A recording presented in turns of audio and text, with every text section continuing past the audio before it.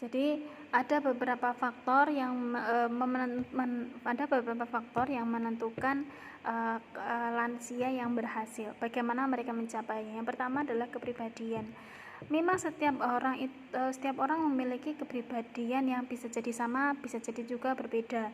Dan ini akan memberikan dampak, salah satunya adalah terhadap persepsi, terhadap pola lifestyle, kemudian pola hidupnya, misalnya orientasinya. Tetapi semua orang, apapun jenis kepribadiannya atau tipe kepribadiannya, mereka sebetulnya punya kesempatan yang sama untuk melatih dirinya untuk menjadi pribadi yang lebih positif. Artinya melatih dirinya menjadi pribadi yang lebih positif thinking, positive feeling, kemudian punya emosi yang positif, kemudian mampu meregulasi emosinya sendiri, mampu meregulasi dirinya, misalnya mampu juga untuk mengatur memfilter moodnya, misalnya itu juga sangat berpengaruh.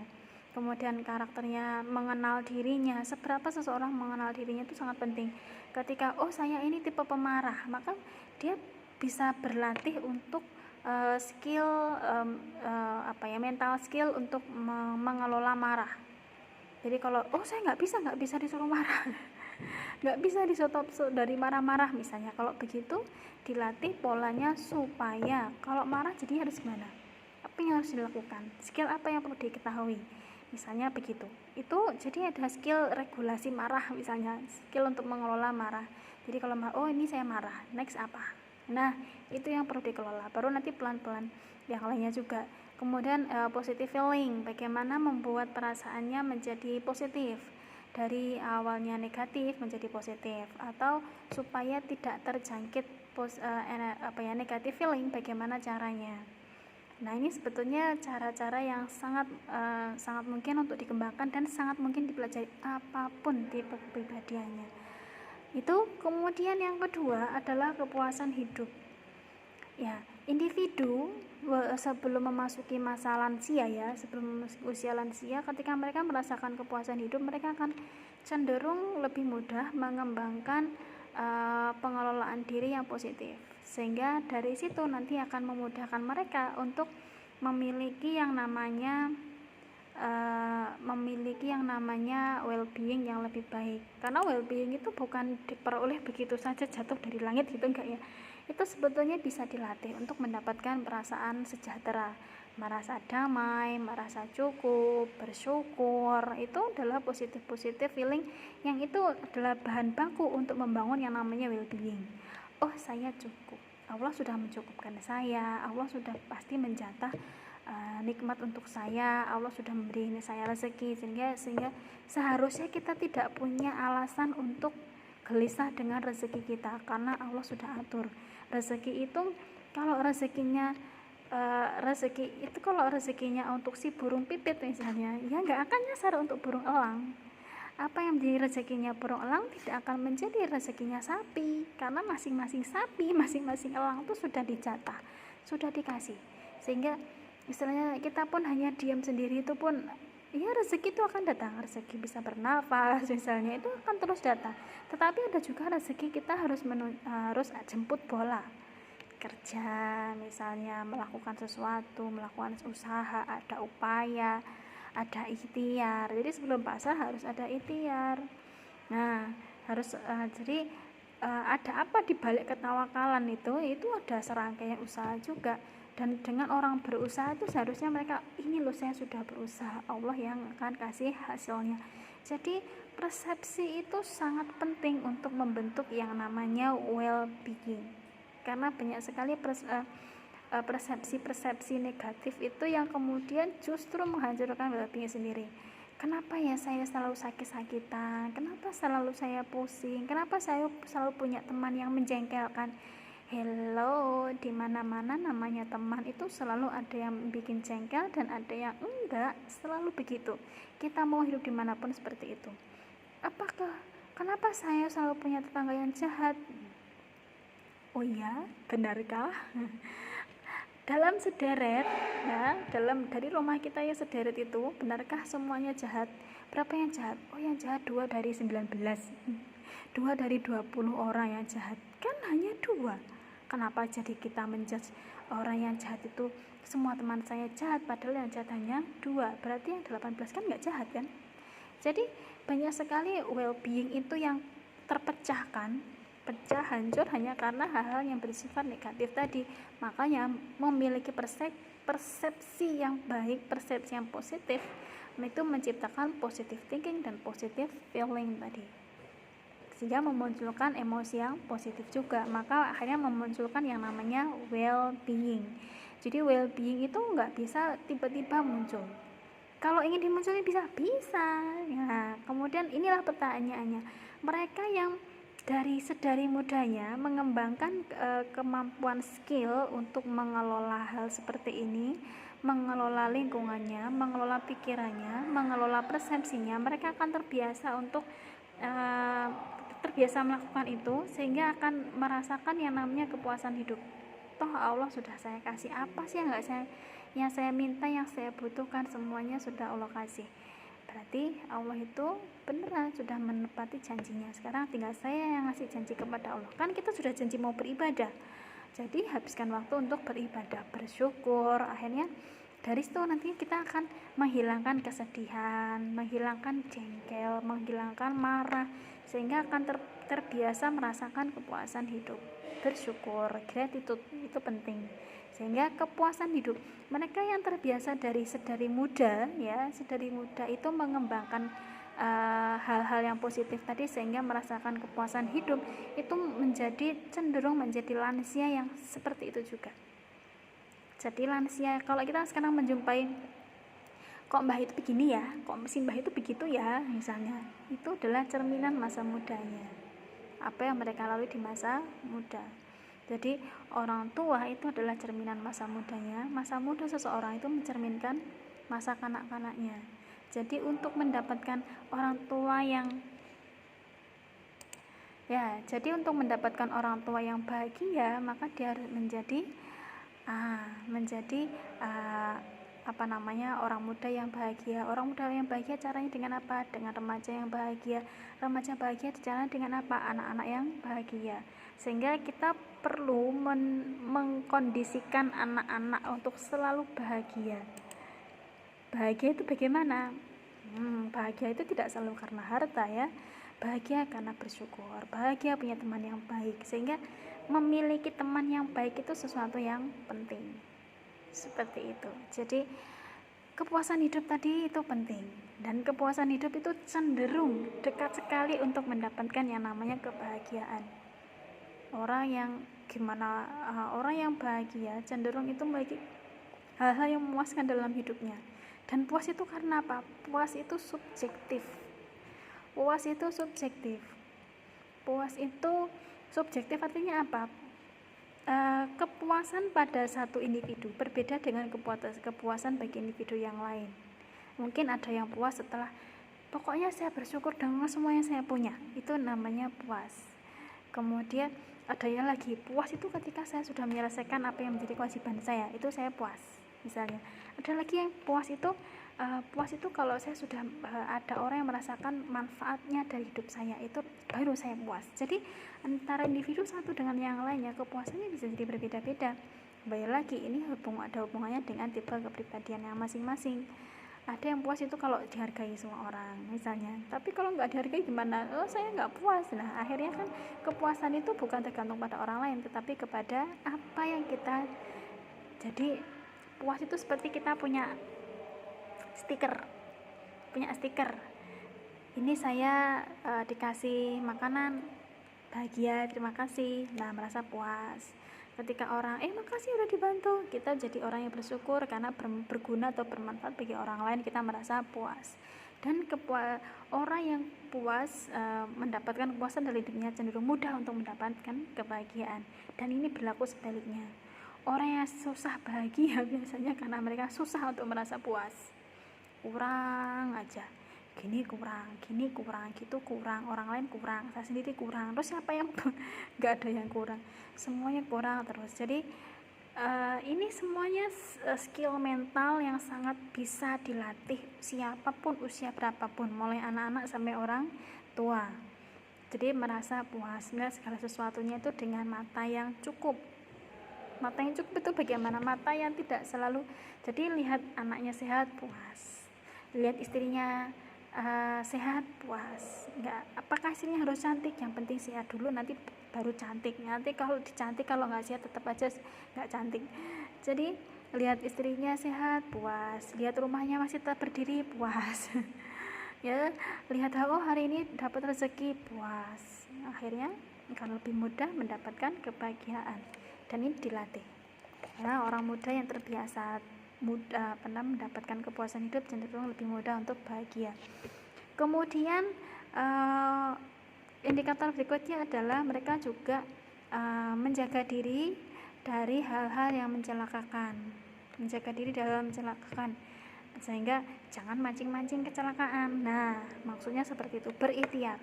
Sebisa mungkin sakit itu kan bisa dicegah. Caranya dengan apa? Makan makanan yang baik. Kalau jamnya makan, kalau lagi nggak mood makan, puasa aja ya, nggak usah makan kan. Kalau mau susah-susah untuk diet misalnya, puasa aja misalnya. Lagi nggak mood makan, puasa aja misalnya, daripada memaksakan makanan. Makan makanan yang baik, terbiasa makanan yang baik. Kemudian termasuk juga lansia itu cenderungnya mandiri, tidak tergantung pada orang lain. Kemandirian misalnya tergantung secara finansial ya. Orang tua yang cenderung mandiri secara finansial, mereka akan mengurangi yang namanya stres karena tergantung pada orang lain, stres tertekan karena tidak terlayani misalnya, sehingga orang tua yang mengembangkan kemampuan untuk mandiri cenderung mereka lebih mudah untuk mencukupkan diri dengan itu, lebih mudah untuk bahagia, merasa tidak tertekan. Karena kalau mereka misalnya lah tergantung secara finansial kepada mungkin keluarganya, maka dia akan, kalau nggak ada itu dia sedih, marah, jengkel misalnya. Tapi kalau dia secara mandiri tercukupi, ya dia akan merasa cukup. Karena ketergantungan kepada orang lain itu menimbulkan ketidakpuasan juga, gitu ya. Kemudian menjadi indikator berikutnya adalah menjadi orang yang berguna atau bermanfaat bagi orang lain. Ini hubungannya dengan giving, ya, giving. Kita berguna itu salah satunya tidak selalu dengan memberikan harta ya, tetapi juga bisa memberikan nasihat, itu kita merasa berguna. Kemudian memudahkan, itu kita juga merasa berguna. Memberikan nasihat, memberikan pengertian, memberikan pencerahan gitu. Itu termasuk juga berguna. Menjadi pribadi yang berguna itu membuat kita lebih mudah bersyukur. Alhamdulillah ya, hidupku itu punya makna. Kan ini ada hubungannya dengan kebermaknaan hidup. Ketika seseorang itu kebermaknaan hidup itu kaitannya dengan eksistensi. Ketika seseorang itu tidak berguna, ya dia akan semakin tidak dibutuhkan orang kan, karena dia nggak suka ngasih, dia nggak suka membantu, akhirnya nggak banyak dicari orang. Karena nggak banyak dicari orang, jadinya merasa kesepian, nggak ada teman misalnya. Sementara orang yang mudah untuk berbagi itu mereka akan semakin mudah untuk berbahagia. Mereka kenapa merasakan hidupnya bermanfaat. Oh, hidup saya ini di dunia ada gunanya, ada orang-orang yang bisa mengambil manfaat dari kehidupan saya, bahwa harta saya bisa berguna, nasihat saya berguna, saya mungkin menjadi orang yang paling pintar menghibur orang lain, menghibur yang sakit, menghibur yang sedang sedih, menceriakan yang bad mood misalnya. Itu adalah kebergunaan kita, kebermanfaatan kita bagi orang lain. Kemudian termasuk persepsi, ini yang terakhir ya, yang terakhir, bagaimana mereka menjadi usia lanjut yang berhasil adalah berdamai dengan kematian.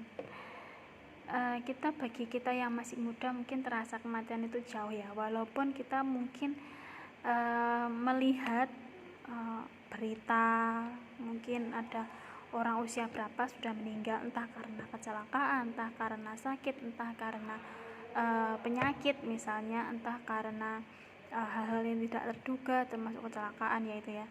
Nah, jadi berdamai dengan kematian itu adalah sesuatu yang ini memberikan efek berbeda pada setiap usia. Persepsi tentang kematian itu berbeda pada setiap usia. Anak-anak mempunyai persepsi yang berbeda tentang kematian.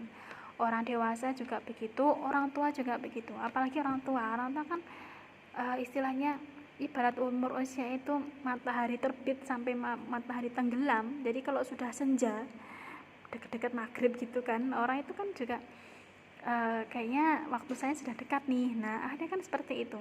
Dan secara mereka mengelola emosi itu menjadi penting karena itu memberikan pengaruh bagaimana mereka mempersepsi tentang kematian itu sendiri. Apakah kematian itu sangat menakutkan sehingga harus dihindari? Apakah kematian itu adalah sesuatu, ya itu teman lama yang datang berkunjung misalnya, atau itu adalah teman lama yang akan membawa kita pada suatu tempat mungkin, atau pernahkah kita mengobrol tentang kematian dengan diri kita sendiri, apa yang kita yakini, apa yang kita persepsi, apa yang kita takutkan, apa yang kita khawatirkan misalnya. Dan kematian itu bukan hanya tentang menghadapi si kematian itu sendiri, termasuk diantaranya nanti kalau saya mati warisan saya gimana, nanti kalau saya mati rumah saya bagaimana, nanti kalau saya mati guci antik kesayangan saya gimana. Persepsinya sampai ke sana, jangan salah. Jadi mempersepsi tentang kematian itu bukan hanya mempersoalkan tentang kematian, tapi juga bagaimana apapun yang melingkupi tentang kematian. Sebelum kematian itu bagaimana, setelah mati nanti bagaimana, itu juga menjadi sebuah pemikiran yang sangat penting. Sehingga kita pun yang masih muda itu perlu mempunyai persepsi yang tentang kematian itu juga. Karena apa? Sebetulnya kita sebagai seorang muslim ya, kematian itu kan kiamat kecil, sehingga bukan kiamat kubro, itu kiamat sugro, kiamat kecil yang namanya kiamat itu sudah masuk dalam rukun iman kan, rukun iman yang terakhir, beriman kepada hari akhir, beriman kepada hari kiamat, termasuk kepada tentang kematian.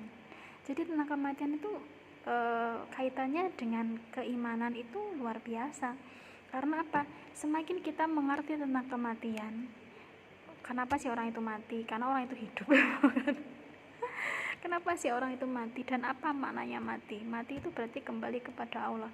Kembali kepada Allah itu berarti saatnya kita mempertanggungjawabkan apa yang kita peroleh dalam hidup ini. Dan dari situ apa yang kita peroleh itu berkaitan dengan apa yang kita lakukan sekarang. Kalau kita lakukan hal yang baik dapat pahala, kalau kita lakukan hal yang buruk kita dapat dosa. Jadi kematian itu adalah keniscayaan, pasti akan dilalui oleh siapapun dengan cara apapun yang ditentukan oleh Allah. Bukan kita yang milih, Allah yang pilihkan untuk kita. Sehingga bagaimana kita bersiap terhadap kematian itu juga menjadi salah satu perenungan kita, dan itu bisa menjadi jalan menunjukkan seberapa well-being seseorang yang misalnya berusaha sekeras-kerasnya untuk menjauhi kematian misalnya, itu tentu saja berbeda dengan kondisi psikologis mereka yang berdamai dengan kematian, bahwa kematian itu bagaikan teman lama yang nyamperin misalnya, lalu ngajak kita pergi misalnya. Jadi persepsi itu sangat berbeda, tergantung pada individu masing-masing, dan itu akan mempengaruhi well-beingnya. Jadi oh ya nanti pasti mati, kalau begitu apa? Kalau jadi kita mungkin pernah mendengar ya, ada ayat-ayat yang artinya sekiranya di akhir ayat biasanya sekiranya mereka beriman kepada hari akhir, sekiranya mereka mengingat akan hari akhir. Jadi hari akhir itu sesuatu yang selalu harus kita ingat, harus selalu kita pikirkan, dan itu menjadi pertimbangan apa yang kita lakukan sekarang. Kamu nanti lakukan dosa misalnya, lakukan kemaksiatan, ingat nggak? Nanti kamu di akhirat ditanya loh.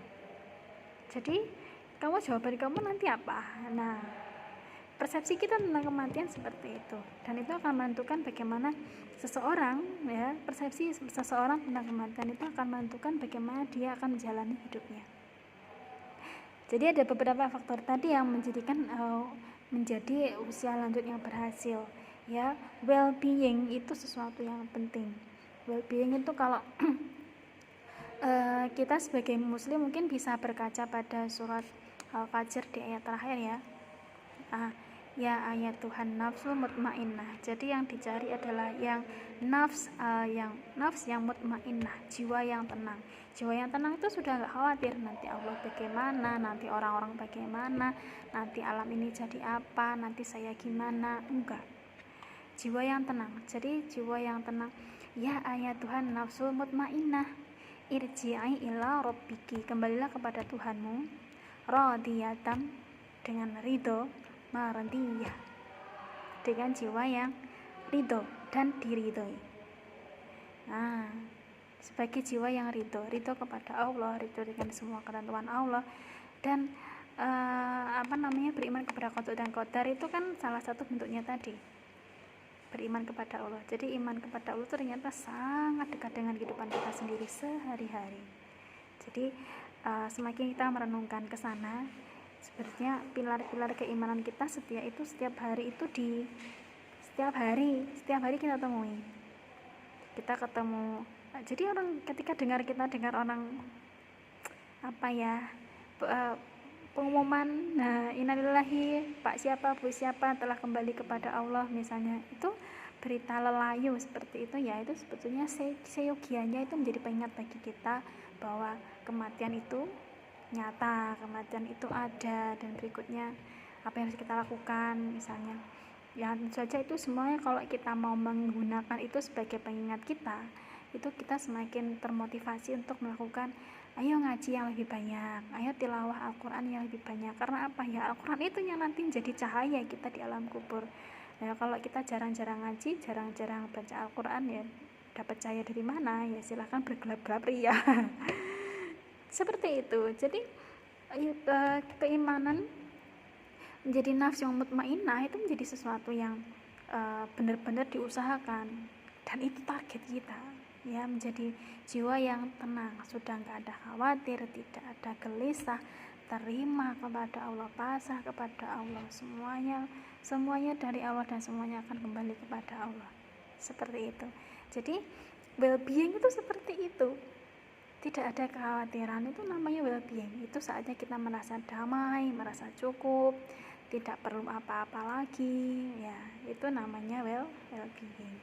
Dan ternyata kita bisa loh melatih itu. Kalau kita mau sholat khusyuk itu di akhir itu, pernah nggak sih kita lagi punya masalah banyak banget, terus sholatnya jadi khusyuk banget, terus di akhir sholat kita jadi, ya Allah aku minta apa ya, kayaknya semuanya dikasih.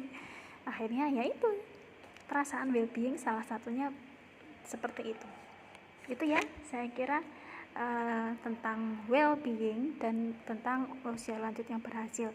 Kita nggak perlu jadi usia lanjut yang berhasil. Nah, kita nggak perlu menunggu nanti untuk menjadi usia lanjut yang berhasil.